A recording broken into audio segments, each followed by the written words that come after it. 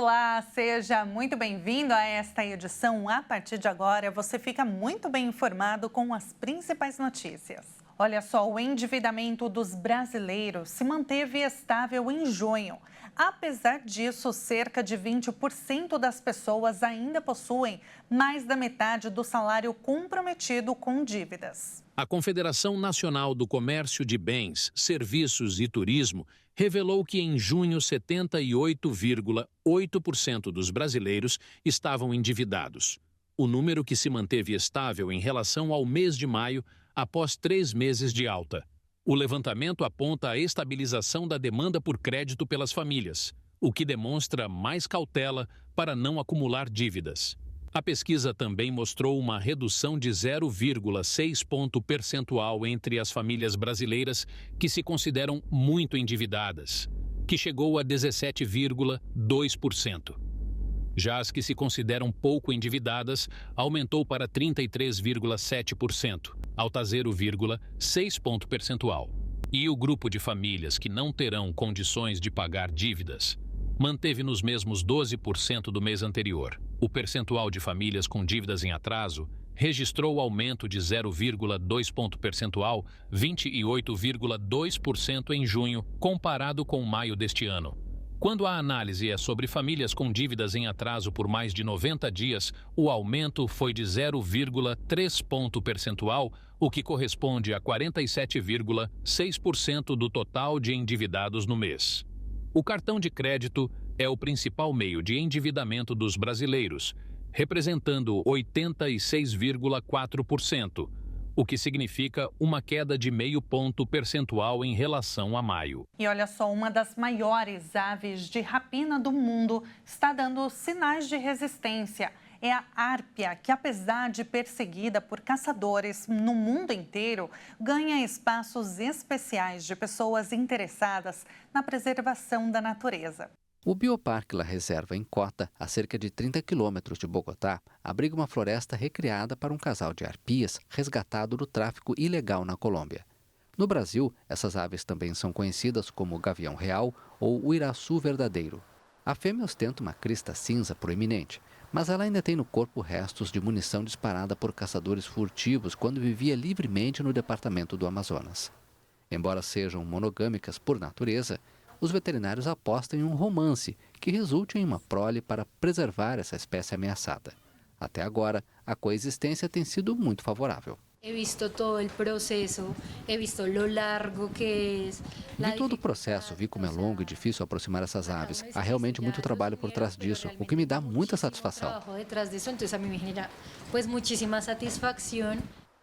A águia arpia, a maior do hemisfério ocidental, pode alcançar quase 1 metro de altura, tem uma envergadura superior a 2 metros e chega a pesar 10 quilos.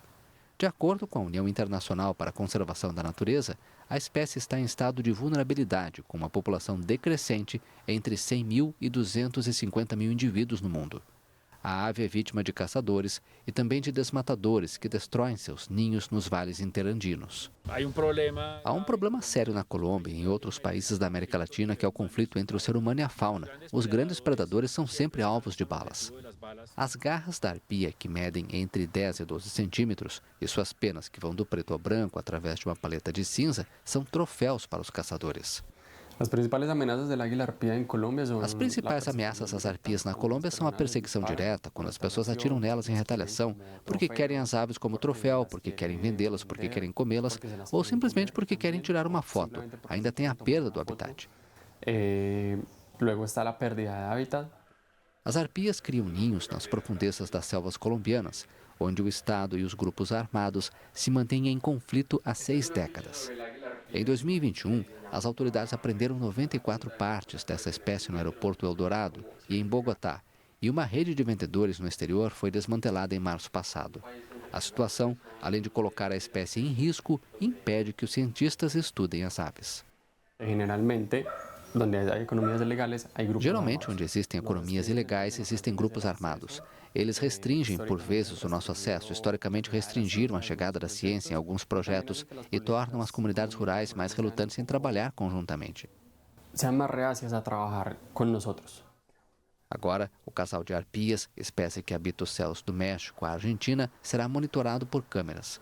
O trabalho vai ser considerado um sucesso se aves produzirem filhotes, como foi documentado em outros abrigos pela América. E agora nós vamos conhecer uma modalidade de esporte que usa cavalos e tem auxiliado muitas pessoas com necessidades específicas. O Pedro Henrique tem 14 anos e tem paralisia cerebral. A mãe comenta que procurou a ecoterapia por conta do desenvolvimento comportamental. A lesão também era responsável pela parte comportamental, né? Então não era só parte física, cognitiva, mas também comportamental.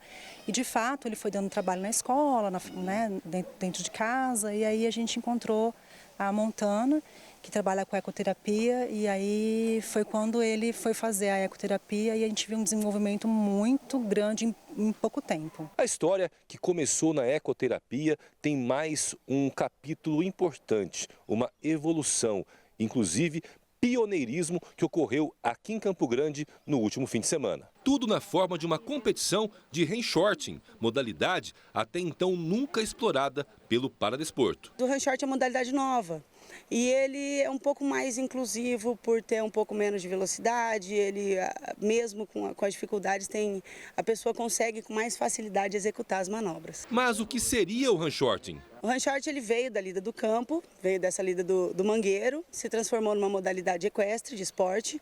Consiste em 10 bois numerados e a gente tem que separar em ordem numérica de um cercado para o outro. É um esporte em dupla. Foi então que o Pedro Henrique e a Viviane fizeram uma demonstração para a gente. Eles têm o objetivo de apartar um touro específico e mostram a harmonia da dupla. O Pedro fica todo concentrado. O treinamento foi feito dias após uma grande conquista, representada por estes vídeos. No fim de semana, todos participaram da competição da categoria que envolveu a modalidade para para-atletas. E o Pedro deu show. Ele contou pra gente um pouquinho da prova. Eu fiz pegar o boi da porteira.